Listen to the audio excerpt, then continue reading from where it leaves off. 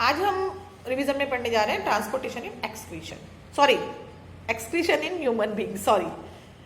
Excretion, we have already discussed how organisms get rid of gaseous wastes generated during photosynthesis or respiration. क्या मतलब हुआ इसका?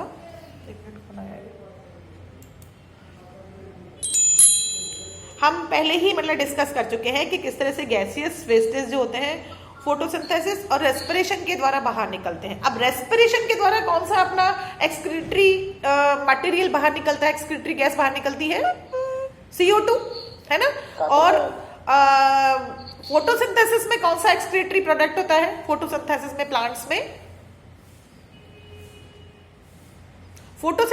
Plants में कौन सा एक्सक्रीटरी प्रोडक्ट होता है? ऑक्सीजन। उनके लिए ऑक्सीजन एक्सक्रीटरी प्रोडक्ट है, हमारे लिए कार्बन डाइऑक्साइड एक्सक्रीटरी प्रोडक्ट है, ठीक है।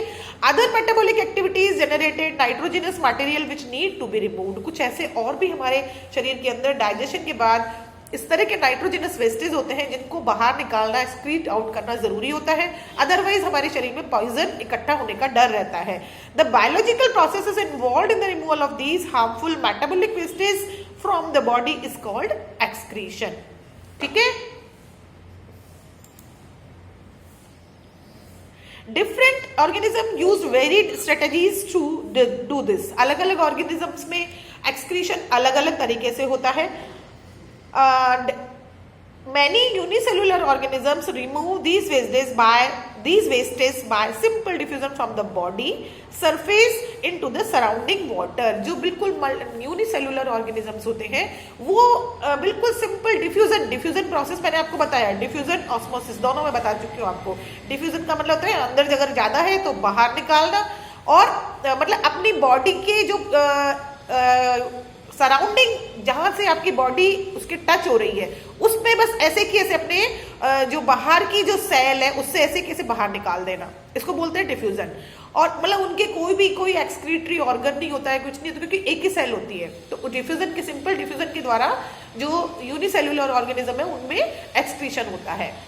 अब देखिए, as we have seen in other processes complex multicellular organisms use specialised organ to perform the same function. अब हम यहाँ मेन पढ़ेंगे और किसी एनिमल का नहीं पढ़ेंगे, इसमें हमको ह्यूमन बीइंग का पढ़ना है। इस चैप्टर में ज्यादातर जो बड़े बड़े टॉपिक्स है ना वो ह्यूमन बीइंग्स के ही दिए हुए हैं। The excretory system of human beings includes a pair of kidneys, a pair of ureters, a urinary bladder and A urethra. ये सब चीजें हमारी क्या है? एक्सक्रीटरी ऑर्गन्स हैं जो कि एक्सक्रीटरी सिस्टम को बनाती है। Kidneys are located in the abdomen, one on either side of the backbone. Urine produced in the kidneys passes through the ureters into the urinary bladder where it is stored until it is released through the urethra। मतलब जो urine जो होता है वो kidney में store होता है, उसके बाद यूरेटर में, यूरेटर के बाद यूरेथ्रा में, और यूरेटर्स यूरिनरी ब्लैडर में, और यूरिनरी ब्लैडर में जब स्टोर हो जाता है तो जब भी हमें लगता है हमें पास करना है तो हमें यूरेथ्रा के थ्रू उसको पास कर देते हैं। How is urine produce? किस तरह से प्रोड्यूस होता है? The purpose of making urine is to filter out waste product from the blood. जो ब्लड में जो वेस्ट प्रोडक्ट होते हैं उनको फिल्टर करना, उनका जो फिल्टर होता है ना वही यूरिन कहलाता है। Just as CO2 is remove from the blood in the lungs, nitrogenous waste such as urea or uric acid are removed from blood in the kidneys. It is then no surprise that the basic filtration unit in the kidneys, like in the lungs, is a cluster of very thin-walled blood capillaries. Each capillary cluster in the kidney is associated with the cup-shaped end of a coiled tube called Bowman's capsule that collect the filtrate. ये देखिए diagram में आपको दिख रहा है, हर एक इसकी जो नेफ्रॉन्स होते हैं, बहुत सारी किडनी में हजारों नेफ्रॉन्स होते हैं, ये इसकी किडनी की यूनिट्स कहलाती है। इनमें जो एक मेन जो होता है वो बोमन्स कैप्सूल होता है जहां से कि यूरिन फिल्टर होता है, जो कप की शेप का होता है। ये डायग्राम में देख लीजिए आप, 6.14 डायग्राम में दिख रहा है आपको। Bowman's capsule that collects the filtrate. Each kidney has large number of these filtration units called nephrons packed close together. Some substances in the initial filtrate such as glucose, amino acids, salts and a major amount of water are selectively reabsorbed as the urine flows along the tube. The amount of water reabsorbed depends on how much excess water there is in the body and on how much of dissolved waste there is to be excreted. The urine forming in each kidney eventually enters a long tube, ureter. Diagram में देखते जाइए आप, diagram में लिखा हुआ है ureter which connects the kidney with the urinary bladder. Urine is stored in the urinary bladder until the pressure. और धीरे धीरे जो यूरिन होता है हमारा, जो कि वेस्ट प्रोडक्ट है बिल्कुल, वो यूरिनरी ब्लैडर में इकट्ठा होता रहता है, और जब प्रेशर बनता है of the expanded bladder leads to the urge, जब हमें अर्ज होती है, महसूस होता है कि हमें यूरिन पास करना है, to pass it out through the urethra, urethra के थ्रू पास कर दिया जाता है. The bladder is muscular, so it is under nervous control as we have discussed elsewhere. As a result we can usually control the urge to urinate. मतलब ये क्या होता है कि जो हमारा यूरिनरी ब्लैडर होता है ना, थोड़ा मस्कुलर होता है, थोड़ा बड़ा छोटा हो सकता है ये, तो इसमें हम कई बार कंट्रोल भी कर लेते हैं, क्योंकि उसको थोड़ा मसल्स होने की वजह से उसको थोड़ा कॉन्ट्रैक्ट कर लेते हैं, जिससे कि हमको जहां तक टॉयलेट तक जाना है वहां तक हम उसको रोक सके प्रेशर को. ठीक है, तो इस तरह से हम इसको बाहर निकालते हैं. अब देखिए, आपने कभी हेमोडायलिसिस का नाम सुना, डायलिसिस का नाम सुना है कभी आपने? डायलिसिस क्या होता है? डायलिसिस होता है जब किसी भी आदमी के, किसी भी ह्यूमन बीइंग की किडनी खराब हो जाती है तो आर्टिफिशियल किडनी लगाई जाती है बाहर. उनके आर्टिफिशियल ऐसी मशीन लगाई जाती है जिससे कि उसके शरीर का यूरिन बाहर निकाला जा सके, क्योंकि अगर यूरिन उसमें इकट्ठा होता जाएगा तो वो किडनी तो खराब है, उसको फिल्ट्रेट नहीं कर पा रही है, तो वो पूरे शरीर में टॉक्सिक हो जाएगा, पॉइजनस हो जाएगा, और आदमी की डेथ भी हो सकती है. इसलिए देखिए, ये वाला आर्टिफिशियल किडनी किस तरह से की जाती है. Kidneys are vital organ for survival. मतलब किडनी का सही होना हमारे सर्वाइवल के लिए बहुत जरूरी होता है. Several factors like infections, injury और restricted blood flow to kidneys reduce the activity of kidneys. This leads to accumulation of poisonous wastage in the body, which can even lead to death. In case of kidneys failure, an artificial kidney can be used. An artificial kidney is a device to remove nitrogenous waste products from the blood through dialysis. समझ में आया dialysis क्या होता है? Artificial kidneys contain a number of tubes with a semi-permeable lining suspended in a tank filled with dialysis fluid.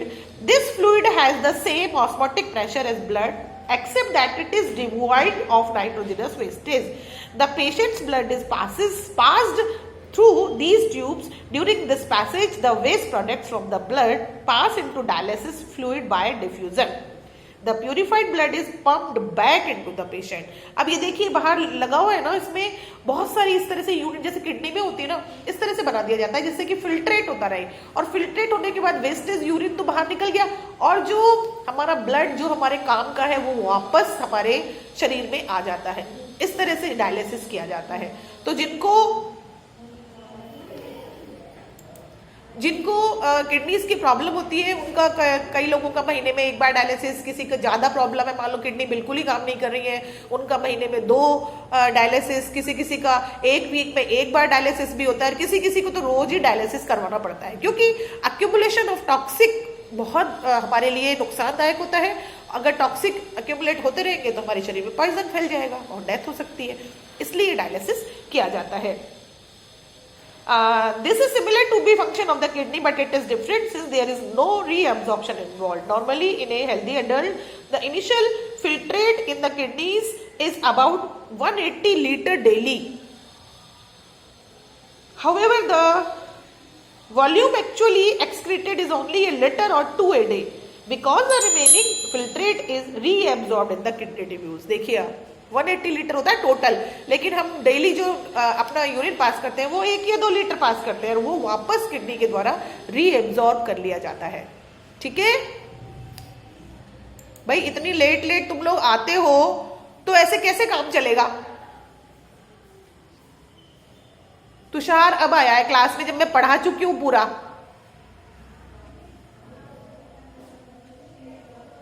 Honey अब आई है class में, और आके गुड मॉर्निंग भी नहीं करते हैं क्लास में, हैं? इतने एडिकेट्स नहीं है कि क्लास में आके एक बार गुड मॉर्निंग तो करो एंटर होने के बाद. बस चुपचाप बैठे रहो.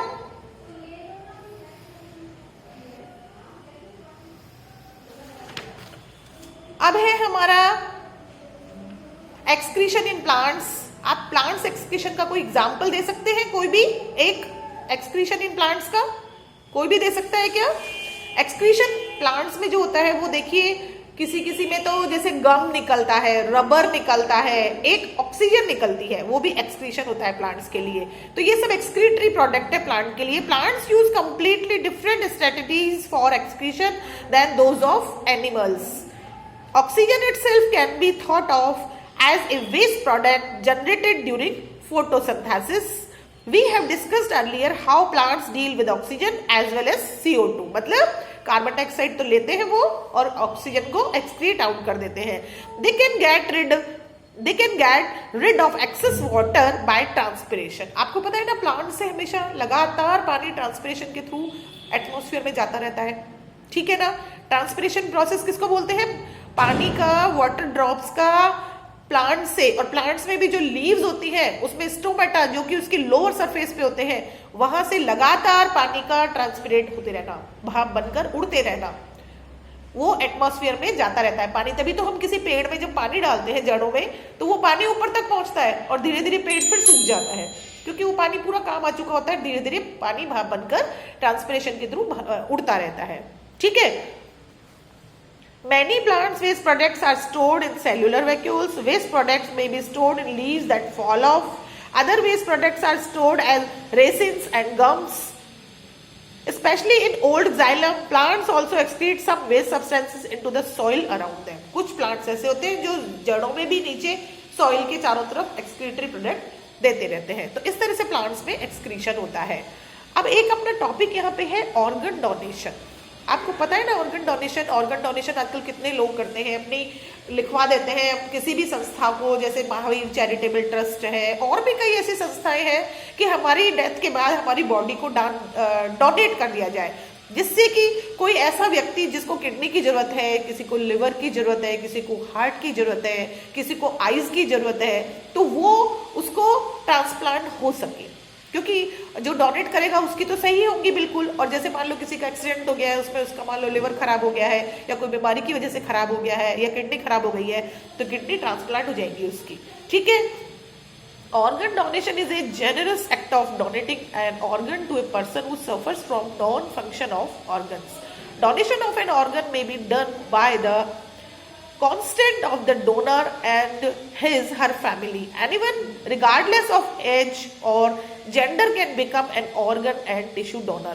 Organ transplants can save or transform the life of a person. Transplantation is required because recipient's organ has been damaged or has failed by disease or injury, है ना। उसके द्वारा अगर उसका ऑर्गन खराब हो गया है तो ट्रांसप्लांटेशन किया जाता है।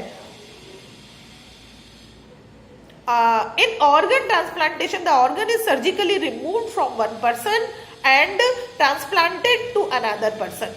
Common transplantation include corneas, kidneys, heart, liver, pancreas, lungs, intestines, and bone marrow.